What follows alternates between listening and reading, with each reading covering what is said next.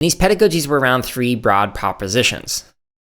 And they are, quote, the conceptions of self and other held by culturally relevant teachers, the manner in which social relations are structured by culturally relevant teachers, the concepts of knowledge held by culturally relevant teachers, end quote. So we have the conceptions of ourself and others, social relations, and conceptions of knowledge. So let's unpack each of those. So regarding teachers' conceptions of self and others, teachers, quote, believed that all these students were capable of academic success, saw their pedagogy as art, unpredictable, always in the process of becoming, saw themselves as members of the community, saw teaching as a way to give back to the community, believed in a Freirean notion of teaching as mining or pulling knowledge out, end quote. That's from pages 478 to 479. Now, I'll talk about Paulo Freire in a future episode, where we'll unpack Pedagogy of the Oppressed, but that's down the road. Now, if you're listening to that and are thinking, okay, that just sounds like good teaching, Ladson-Billings has an excellent quote that I'll read to you at the very end, so stay tuned for the end of this episode. Okay, so here's another quote that's important to point out. This is page 479. Quote, absent from their discourse about students was the language of lacking. Students were never referred to as being from a single-parent household, being on AFDC, welfare, or needing psychological evaluation. Instead, teachers talked about their own shortcomings and limitations and ways they needed to change to ensure student success, end quote. I love that quote, especially that last sentence about being open with your own shortcomings and limitations as an educator and explaining how you're continuing to learn and grow to try and help the kids that you're working with. Many of the guests have reiterated similar notions. Off the top of my head, in particular, the interview with Katie Henry and the interview with Bob Irving, we talked about stuff like this. Here's another important quote related to conceptions of self and others that's also from page 479. Quote, the teachers made conscious decisions to be a part of the community from which their students come.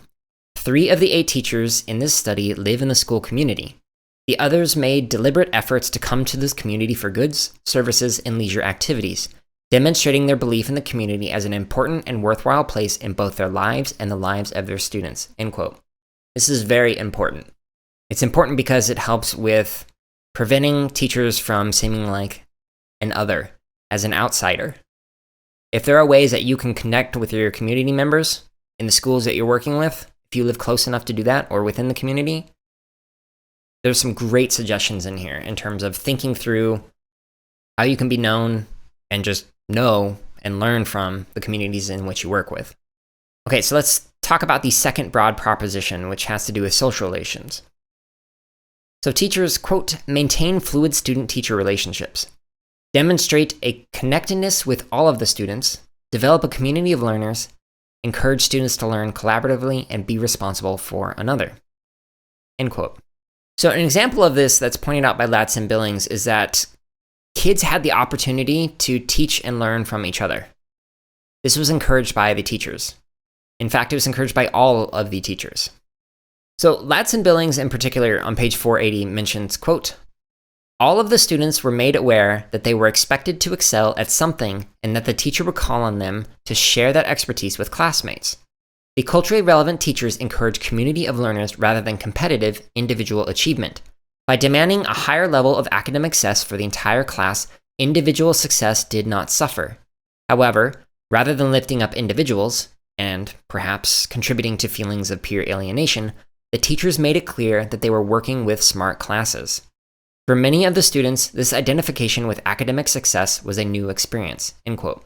I love this quote, but based on more research related to like fixed and growth mindsets, rather than saying that a class is smart, which would be more along the fixed mindset for those of you who have read Carol Dweck's stuff, I would argue that we should instead say that the classes are putting in a lot of effort toward their own learning, rather than saying that they're smart. And perhaps I'll do an episode that kind of unpacks Carol Dweck's notion of fixed versus growth mindset, if that's not familiar with this audience. Although it's kind of become buzzwords, so likely you are.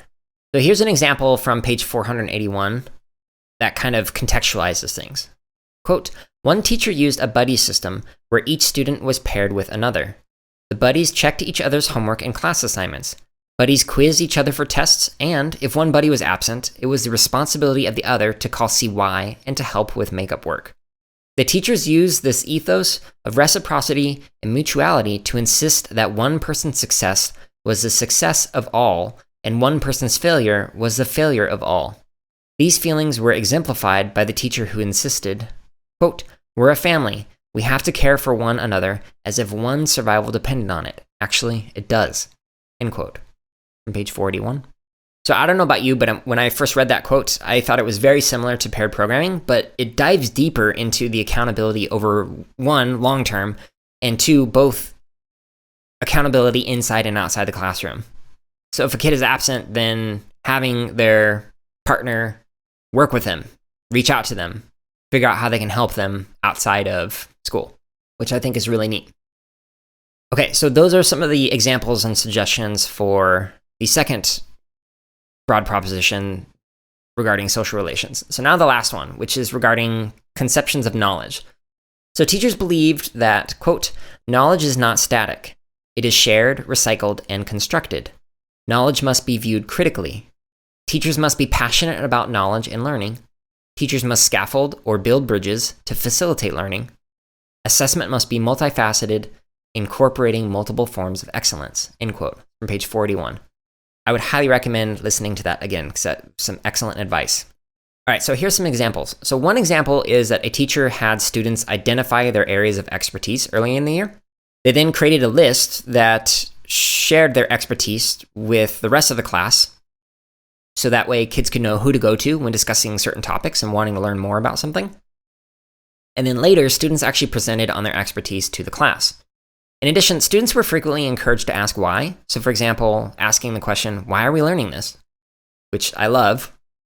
I personally had that question a lot in school, and honestly never really got a good answer. Now, teachers sometimes responded by posing the question to the class, or by offering, quote, "an explanation," and then ask, "Are you satisfied with that answer?" If a student said yes, she might say, "You shouldn't be. Just because I'm the teacher doesn't mean I'm always right." The teacher was careful to help students to understand the difference between an intellectual challenge and a challenge to the authority of their parents. Thus, just as the students were affirmed in their ability to code switch or move with facility in language between African American language and a standard form of English, they were supported in the attempts at role switching between school and home. End quote. It's from page 482. Now, this is an excellent point. I strongly encourage kids to question what I was doing and ask why I was doing stuff, and to challenge me on some of my rationales, whether this is with elementary kids or university students or whatever. However, I didn't do the second part, which was making note that the way that you are challenging me here is different than the way that you should probably talk to your parents. I think that's a really good point to point out. Okay, so that's kind of the three broad propositions. So just a very quick summary of culturally relevant pedagogy. So 1, it requires academic achievement. 2, it requires cultural competence. 3, it requires a critique of some of the existing social orders. And then the pedagogies that kind of assist this approach include thinking through conceptions of the self and other, the social relations that you have with the kids and communities that you work in, and then your own conceptions of the knowledge in relation to your pedagogy and the classroom. Now that you've heard more about culturally relevant pedagogy, here's a quote that I was teasing earlier in this podcast. Quote, "A common question asked by practitioners is, isn't what you described just good teaching? And while I do not deny that it is good teaching, I pose a counter question. Why does so little of it occur in classrooms populated by African American students?" End quote. Page 484. And honestly, quite a mic drop to have in your summary or conclusion of a paper. This excerpt of the CSK8 podcast is from episode number 40, which is titled Toward a Theory of Culturally Relevant Pedagogy. You can listen to this episode as well as hundreds more by simply searching for the CSK8 podcast on your favorite podcast app or by going to jaredoleary.com.